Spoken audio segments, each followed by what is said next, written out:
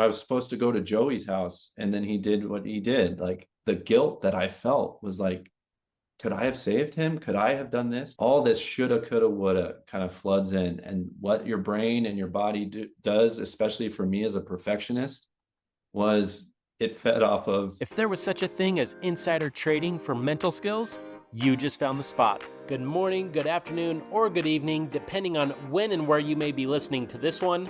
Welcome to my purpose project, Mental.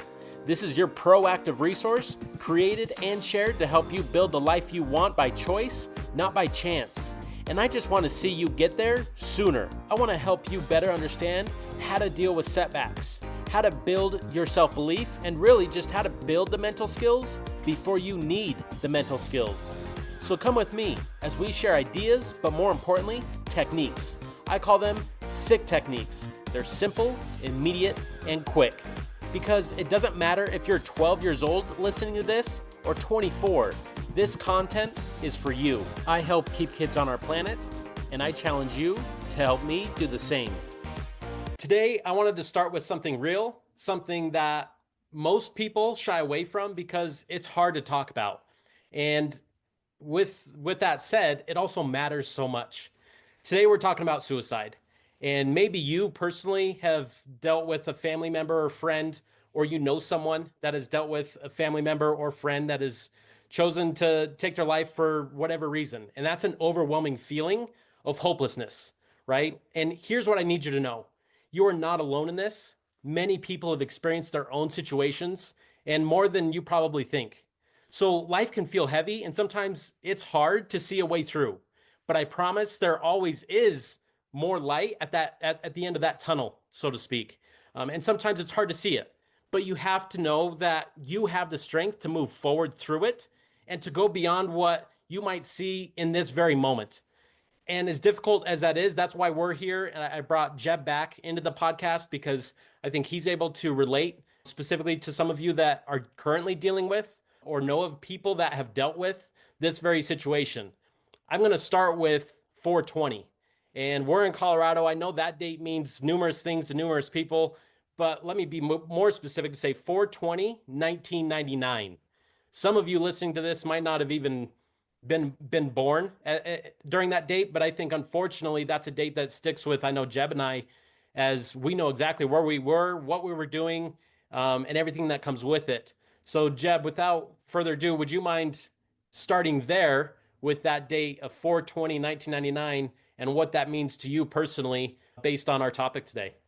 Absolutely. And thanks, Nick, for having me back. I think that the topic again that you're bringing forth is of prime importance, and people, we need to talk about this even more. So I appreciate the conversation. 42099 was a day that certainly changed my life forever, and many lives, especially in the Columbine area. So the Columbine shooting happened on April 20th, 1999. I was a young boy in the Columbine area. I lived in Columbine Knolls growing up, right in Littleton. And the Columbine Day, obviously, for a lot of reasons, had sort of shook up the country and the world in a way that, you know, this sort of insane trauma happened all on one day that was really sort of unexpected in a lot of ways, but yet left a lot of questions afterwards, and a lot of pain through a lot of people in that community and elsewhere. So when I was a young boy, it was, you know, a normal day, and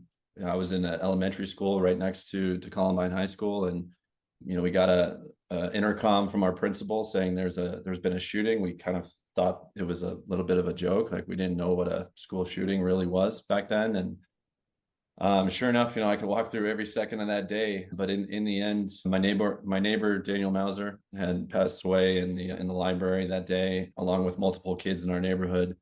And Dave Sanders, the teacher, you know, it was the ultimate kind of shock to not only the community, but to us as a family, and us personally with our friends. And the aftermath of that tragedy, you know, really is something that a lot of people don't talk about, and a lot of people don't even maybe know about in that community, that there was this trauma that had kind of sunk its teeth into individuals and into the community And at that time, mental health and, it wasn't as mainstream as a conversation as it is now. And so a lot of people really suffered alone, and myself being one of them. I didn't go see a counselor at that age. I didn't go see a therapist. I was really left with some existential questions at, a very young age that really got me thinking about, life, death, and just what this world's about. And so, that kind of sparked my journey of not only mental health, but also my own journey of struggle, pain, how to deal with that, how to come out with it, and then also, how to eventually beat it. So this is, that day certainly lives in my memory. I've got a tattoo of that day. It's something that I don't want to forget, and I don't want to ever forget the lessons that I learned from pain like that. So very powerful day. Absolutely. And you had alluded to, I know in a prior conversation you and I had personally, that wasn't necessarily suicide, although the gunmen did take their own lives, right? But you had alluded to just now how kind of the lasting effects. Could you speak to maybe how that played itself out to some of those closest to you that you looked up to? Because you were what at the time, 11, 12 years old when that took place? Yeah.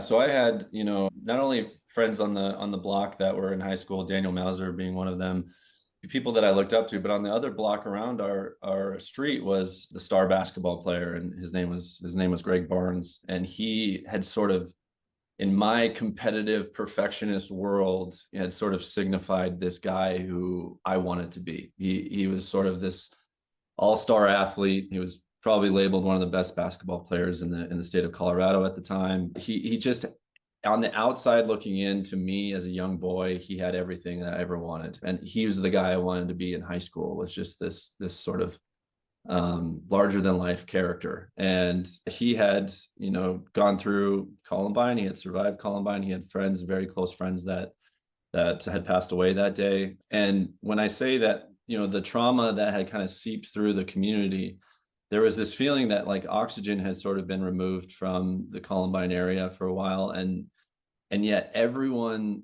didn't know how to discuss it. We didn't know really how to talk about it. We wanted to be there for the families that were, impacted with their losses of their child.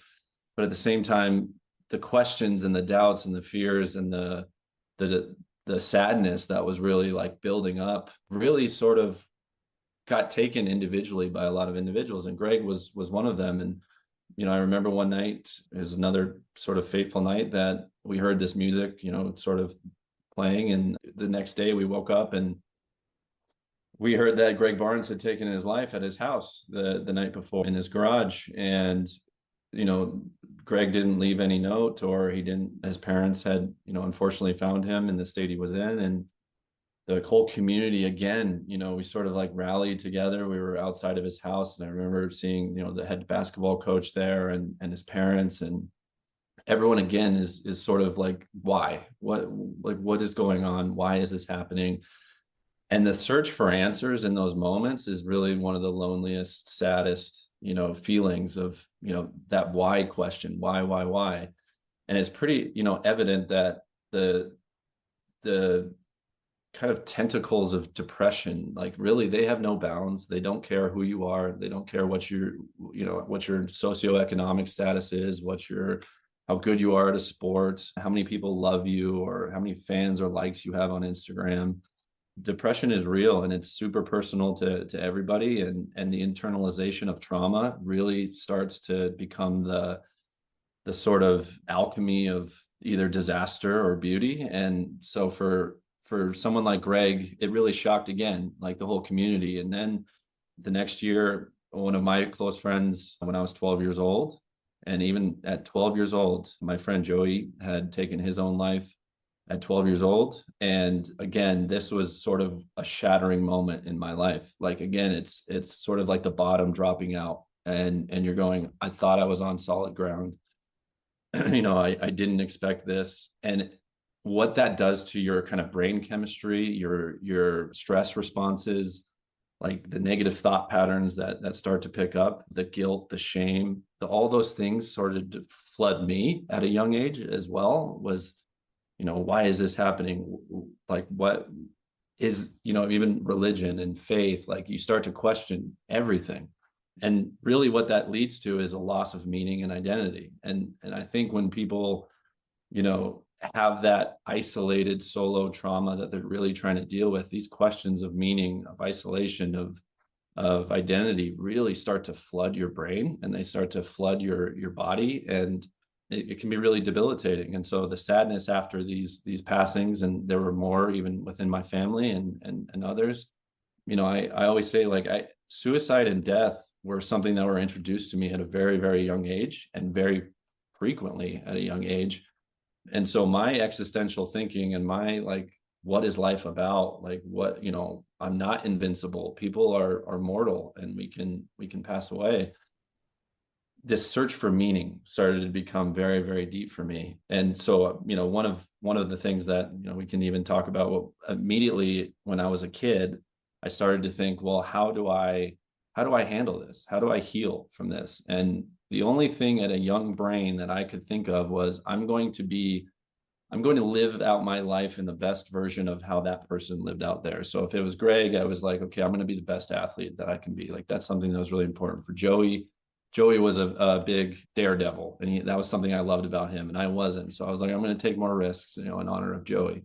Daniel Mauser was one of the smartest kids, most intelligent kids I've ever met in my life. And yet I wanted to be that kind of nerdy guy. Like, I wanted to really, like, go in the library. I wanted to study. So I spent my whole life in college, especially in libraries, and the library being a symbol of sort of fear for me from the Columbine days. So, that's sort of, a gist of a lot of the trauma that, again, one moment of trauma or tragedy, those lead to a lot of, like a sea of emotion and a sea of, mental health issues as well, because we're all isolated. You would just talked about some of your coping mechanisms to say, I'm going to do that because that'll maybe honor that person that left. What about if you could relive your days knowing what you know now? Can you speak to that 14-year-old, maybe that's experienced someone close to them, to say, here's my advice for you. Here's my best advice for you. Do this. Would you have one or two things that top your list to cope? Big time. Yeah, absolutely. And so my, just as a background, my sort of experience with depression personally, came along a lot later in life too. So this sort of kind of swung back into my early 30s, where I had gone through a depression, and I was really at the depths of myself in a lot of darkness. And of course, when you're in that darkness, all those sort of traumas and things that have built up over time, especially Columbine, suicide, like all these things, they start to come back in. And if I could look at, my 14-year-old self, who was, when I was 14, I was crying a lot, like by myself. It was a lot of isolation. The biggest disease in America today is not cancer, it's not heart disease, it's isolation. How ironic that we are the most technologically connected generation in human history, and yet more people feel isolated than ever.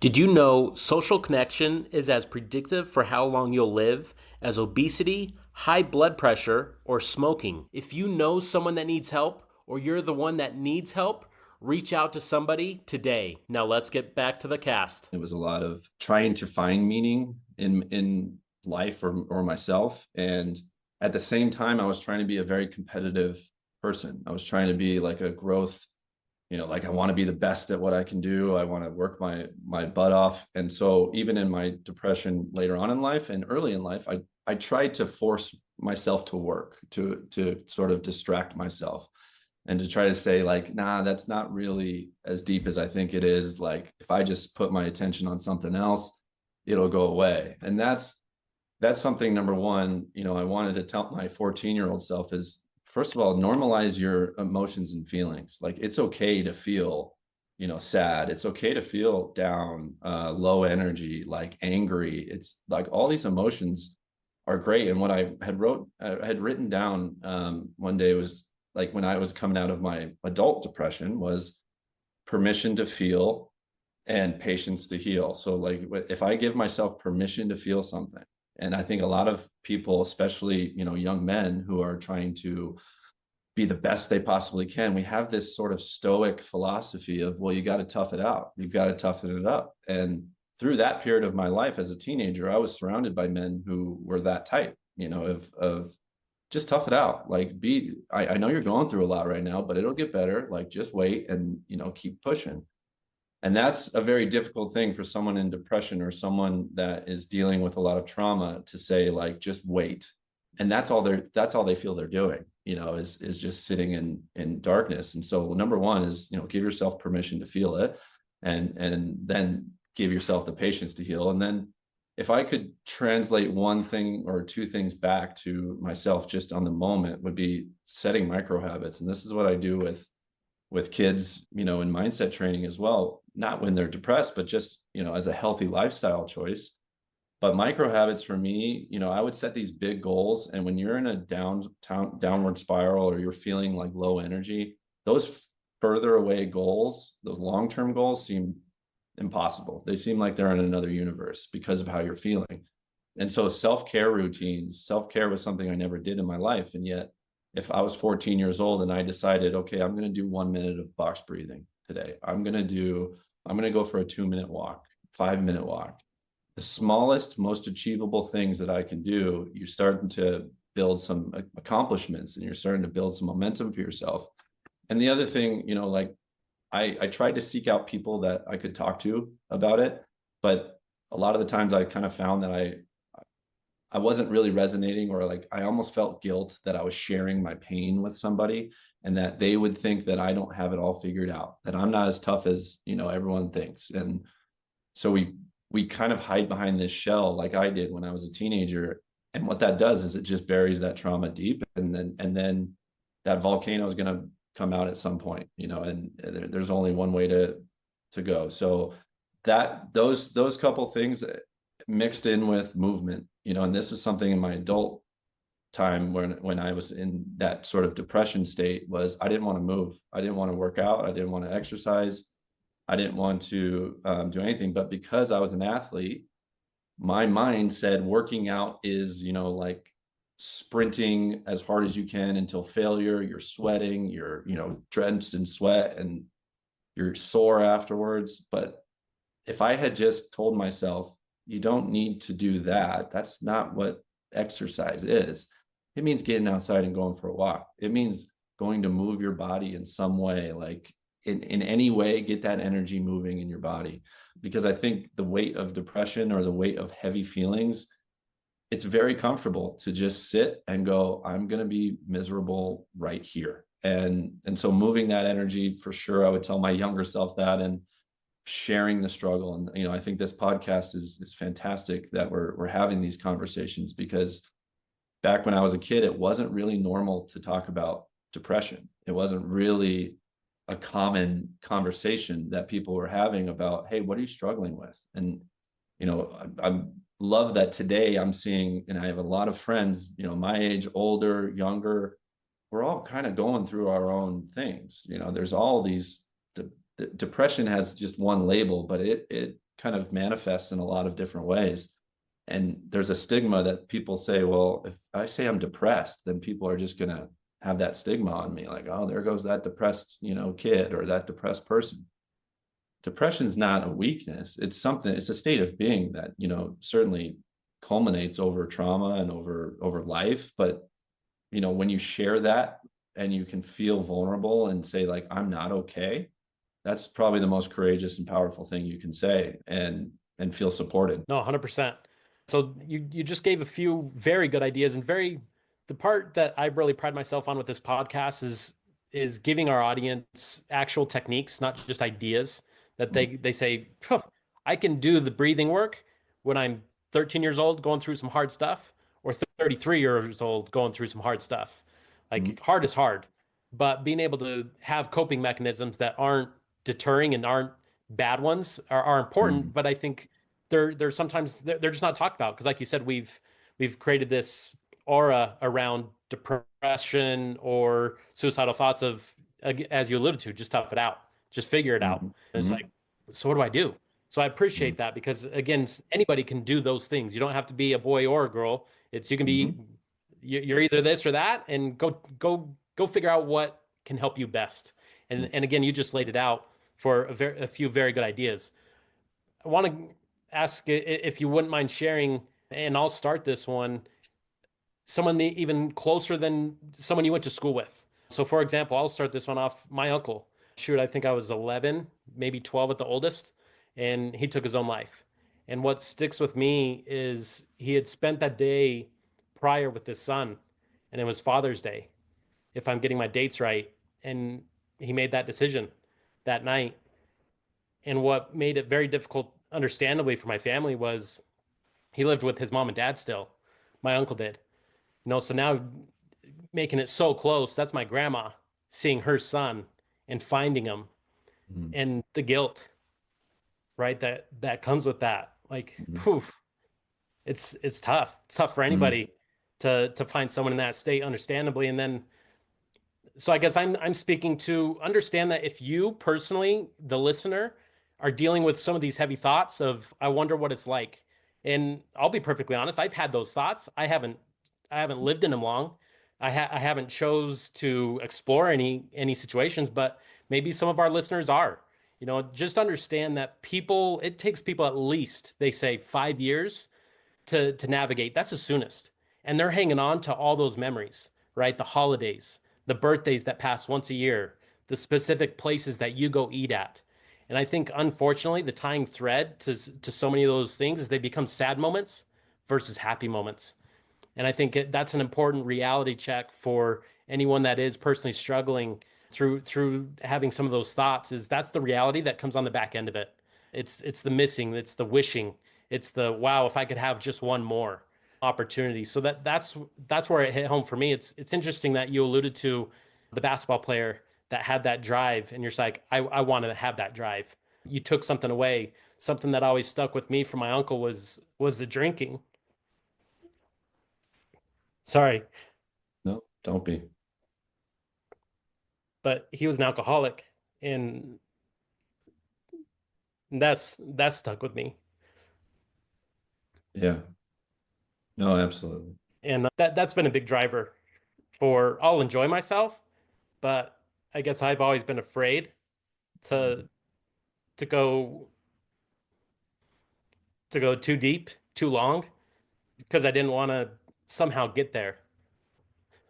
So that's been a motivating thing for me to navigate through that. I guess I took a very challenging, sad moment that affected so many people negatively and said, how can I use that on the positive end to say, I'm Mhm. not making that same decision, right? I'm not going to let myself get there. And unfortunately, I think that is a coping mechanism. That's an easy one for so many people dealing with sadness and pain in their life to say, I'm going to the bottle, right? Because I can be there for an extensive period of time, and it dies, right? That feeling dies, and I'm feeling something different, and I'm thinking other things. So that's my personal Yeah. story with today's topic, and I don't know if I've ever talked through it, and like to that extent, but that's where it's hit home for me. So again, I think so many of us get touched in so many different ways.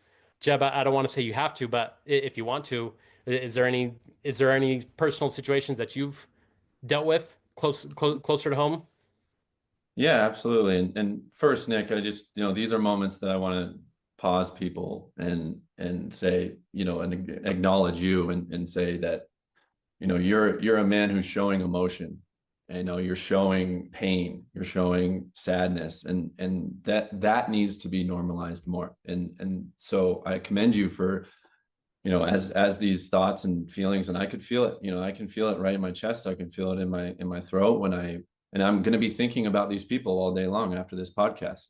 There's no doubt about it that these people are going to be sitting right next to me all day, because this is something that when you go through trauma, you go through pain, you go through a loss of a loved one, the questions even in the trauma get buried deep, and then they pop up sometimes. And what I think a lot of people, and why I commend you for doing that is we're afraid of our darkness. We're really afraid of our shadows, or the pain and, going through a depression at the deepest levels, you start to like sit with those demons in you. You start to sit with those pains or those things that you didn't want to face.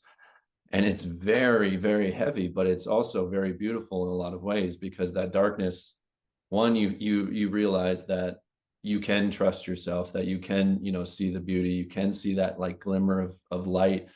But even sitting in that darkness, there's things that beautifully pop up for you that you start to go, oh, here's my lesson, or here's really the clarity that I was looking for, and I could only find it in this, in this darkness. And one thing that, for me personally, I had uncle as well, two uncles that had taken their own life, and again, in those moments, I saw the people like my mom and my dad, who were, siblings, again, just totally bottom fell out of like what just happened. And a lot of the generations before us, like, and even this generation and moving forward, there are a lot of cheap, quick hits, like you said, of like, I just don't want to feel this.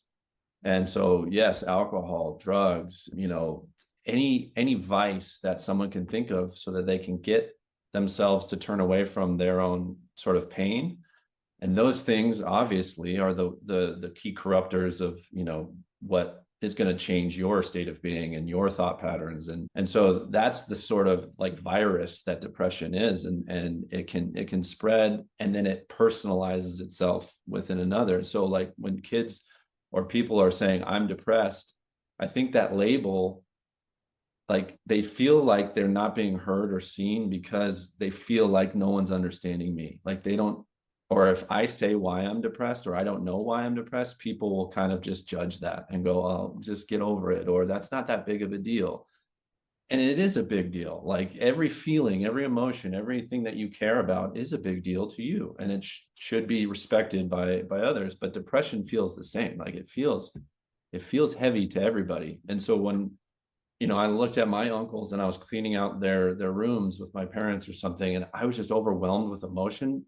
I was also overwhelmed with pure sadness of like that final moment, or that like what that day when I I was supposed to go to Joey's house, and then he did what he did. Like the guilt that I felt was like, could I have saved him? Could I have done this? Could, all this shoulda, coulda, woulda kind of floods in. And what your brain and your body does, especially for me as a perfectionist, was it fed off of like, you could have helped, you could have done more, you could have. And what you basically are doing is dragging some baggage along with you in your life that's really unnecessary, because it's not that, sometimes you can't do anything, but for those who are struggling right now, or if someone who's struggling, acknowledging that and being really fully present with that. I think presence over perfection, or presence over being okay, is way more important.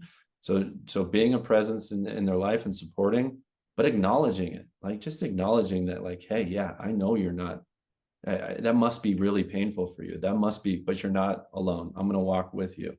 Those are all things that, I had guilt for a lot of years, that you don't sometimes have signs that people are struggling. That's the biggest, thing is, if you go into life, and I love, let's just assume that everyone's fighting their own battles and everyone's hurting in some way. If you take that empathetic approach, even if they're not a nice person, if they're not kind, that's usually a bigger sign that, hey, like they're hurting. Bullies at school, if any kid's getting bullied right now, those bullies are in the most pain. And it's not that you just have to be okay with their actions and say like, that's okay, you can hit this person or this. No, they're lashing out because they're hurting somewhere deep, and they're trying to, it's just like adults finding that alcohol. It's finding that I'm hurting and I need something to get me out of it. And it's usually, if, in the most childish way, it's inflicting pain on someone else, and is sort of like how we grow up. It's like, as a young boy, I'm frustrated. I don't know what to use my emotions, and I hit something, right? That's just, that doesn't stop through adulthood. It's more of like, I've understood now my own system. And I think what depression does is it takes you away from your intuition and your self-love and your self-trust. And those are things that, when I got into my depression as an adult, I had realized if I trace back my steps, most of my decisions leading up to that were not from my intuition. They were not trusting my own inner sort of compass. And what reality sort of does when you follow that trail of like people pleasing or doing, living this false identity of what you think everyone wants you to be, yeah, that depression sits in pretty hard when you start to wake up and you go, my intuition's screaming at me like, trust me. And so that presence, the intuition, and then for me and every athlete listening to this is sometimes the biggest paradox.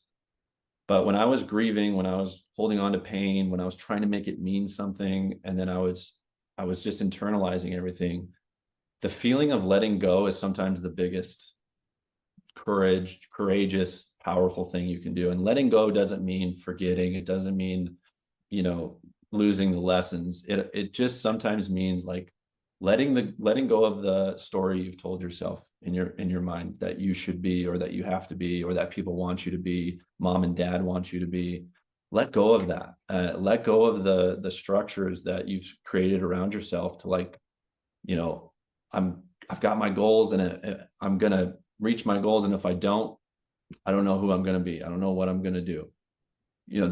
These even people in your life, if there are people in your life that are super just toxic in your environment, I was always the person who kept those people around because I felt bad.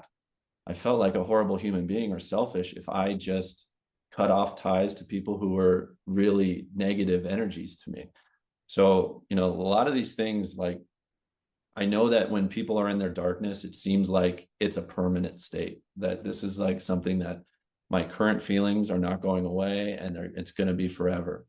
And I want to encourage people to really take a step back, sit comfortably in that darkness for a second, be present and go, it's not forever. This is not forever. And I'm living proof. There's millions of people on this planet, like yourself, like there's people who have gone into their darkness and come out of seeing the light in a completely different way, seeing their life in a different way, and seeing that darkness was actually needed for that growth, and I think that's the biggest thing that people think is like, if I go into the darkness, I'm going to stay there inside myself. If I have mood swings or if I'm acting weird, then forever people are going to think this of me. No, it's completely temporary. And it's also something that's okay. It's something that's normal. Like it's not, you're weird, you're bad, you're psychologically messed up, or feeling like I was always the person who felt like I always wanted to help people, but if I ever had to ask for help, that means I'm a step below them, right? Or like, oh, help me, I don't know what I'm doing, I'm helpless. That was a really big fear for me. And yet, as I grew up and I went through that, adult depression, I realized that's the only way to get better, is like you need to also reach out to support and help. I went, therapy, whatever it is, whatever your therapy is, like reach out and know that you're not broken, like that something's not like, oh my God, I didn't see my life going this way. That's life, and if 42099 ever showed anything, it was unexpected things happen in life that no parent at Columbine that day expected when they sent their kid to school that they weren't going to come back. And yet that is lifetime of trauma and pain. And so it's not that you measure your trauma and pain versus the next person. Yours is real as the next person is, as the next person. But you start to empathize with human beings more. You start to look at the caskets of your friends and you say, if only I could, X, Y, and Z. And instead of looking in the past and always saying like, what if I could have done this? Well, what are you doing now? Like you have your life, you have presence, you have people around you. There's beauty in everything if you want to see it. But I know when you're in that down state, how difficult that is. Like I didn't see any beauty and I almost didn't want to for a long time. And yet I thought I was messed up. I thought I was broken. I thought I was like, God, I bet no one else feels like this, and that is the biggest lie that, your brain, your body will tell you, is that you're alone. And forever you are not. It's more of, are you going to just kind of do the things step by step. People think like, for me, if I'm depressed, I want a quick fix. I want to be better tomorrow, and I want to get back to me and like feel like me. And that's the difficult thing for athletes who go through depression, is that we work out, we see results. We play, we train, we see results. And depression is completely different. It's sort of like the training that you're giving yourself. You're recreating yourself while you're in that darkness, but it's patience. It's not like you do X and you get Y. You do this, you get this. It's not one for one. In fact, the little investments you make in yourself, like the little steps you take, as even if it's the smallest, one step a day. In depression, when you're in your darkness, I think that cumulative effect of those small steps is even greater and more magic than, when you're just kind of goal setting and doing your daily things. You are literally changing yourself and growing from within. And without going through that darkness, I don't think I would have, come out with the insights, the kind of life force, and the true empathy, that I have for human beings. Even, the worst human beings on the planet, they are in pain. Those people are in pain, and pain and suffering is just a part of human experience. Yep. Yeah. And to summarize that one of the best definitions I've ever heard, or explanations, is hurt people hurt, right? When they're hurting someone on the outside, whether it's you or someone else, it's, as you alluded to, it's because something's deeper on the inside. Whether or not people want to bring that out to get there, or whether or not they allow that and are vulnerable enough to talk about that, to work through it, is another matter, of course. But that is very much the reality. Wanted to somewhat briefly summarize for our audience some of these coping mechanisms, because I know we scattered them throughout. So one, therapy. Is that coming from a professional, or is your therapy coming from talking with other people? Could be a family member, a friend, someone you just confide in, right? Could your therapy come from music and just listening, and it's just you working through your situation because that's your personal way of doing so? Is it breath work? Jeb had alluded to breathing exercises. Is it that? Right? So there's different types of therapy. It's not just the paid, expensive to say, well, I can never afford it, so I can't get that. I think that can come in many different forms. But to broaden that one, therapy is one. Sleep. I know that can be such a challenging one when you're just thinking and you're lost in that space, but just understand that is such a big opportunity to heal, and allowing and not skipping it. I think so many teenagers are so quick to sacrifice sleep, and it's a trickle down effect into so many facets of your life. It's something that's always stuck with me, having talked with a young audience somewhat recently, was talking about LeBron James being an elite athlete. That is like the one non-negotiable that he will not sacrifice. It is a minimum of 8 hours, period, no ands, ifs, or buts. And you think about all the changes that someone like himself has experienced from the young athlete star that he came into the league as, not married, no kids, and now, his dynamic has changed, but that becomes a very much a staple to say, I don't sacrifice that. And you see where he's at the age that he's at. I think a very, again, simple one that you can do, and you don't have to be a certain age to get enough sleep. It's just a matter of, are you able to work through some of those dynamics to say, I'm not sacrificing that. I may sacrifice some other pieces, but that's not one of them. Education, understanding how to better treat those symptoms versus settling for the vices, some of the vices that Jeb alluded to, and getting educated on things versus just assuming your way through things of, I can work through this, but you don't know the how to that. You've just been told that you should and you need to and you will.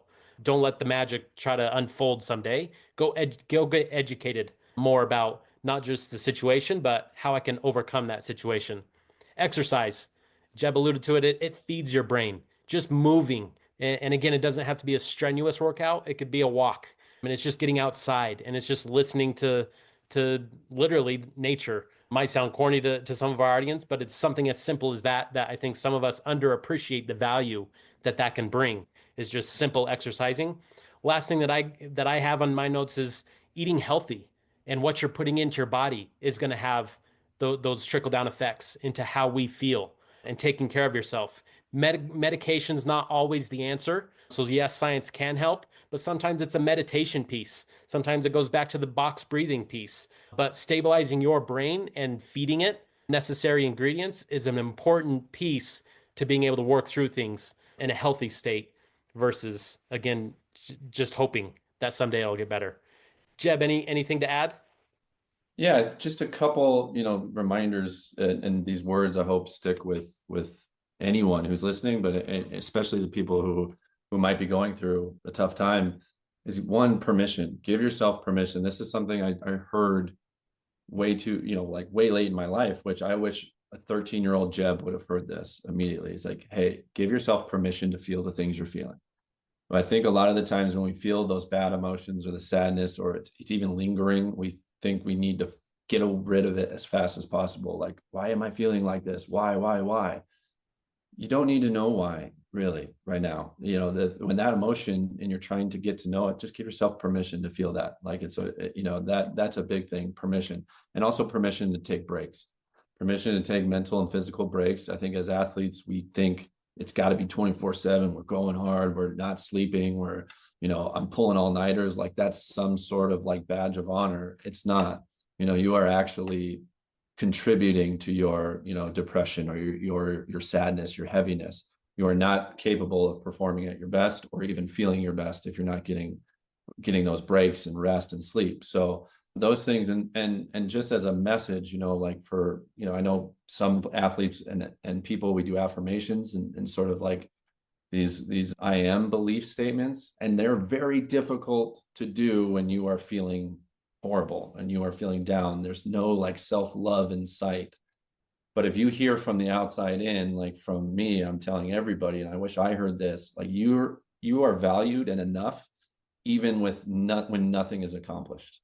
If you are accomplishing nothing, you are still enough, you are still valued. And I forever thought that I was being useless in that depressive state. And I don't want anyone to go into that feeling like, well, I'm not doing anything, I'm useless. And now the gap's getting bigger. Like people are now noticing I'm not being, useful.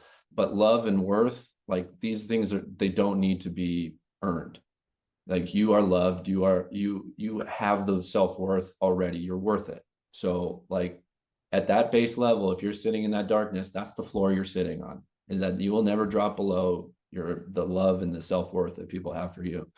So this is something that takes courage, but it's not something that you have to tough out. And there's a big line of difference there that I think I needed to learn as a young man, and even as an older man, that it's not a physical activity that you need to go to your max and then push through. That's not the mindset with your depression, sadness, these things. It's patience, kindness, love, and presence, and it does get better. This thing does pass. It does, Yep. But the more that you take your little steps for yourself and see it for what it is, you'll be invincible through that process. That's for sure. But pain is pain. And I hope everyone listening, if you are going through pain, that you hear this and that that love and self-worth is already in you. If this podcast related to you and you feel you can take something away, or that it can be a valuable resource to someone you know, please give it a share.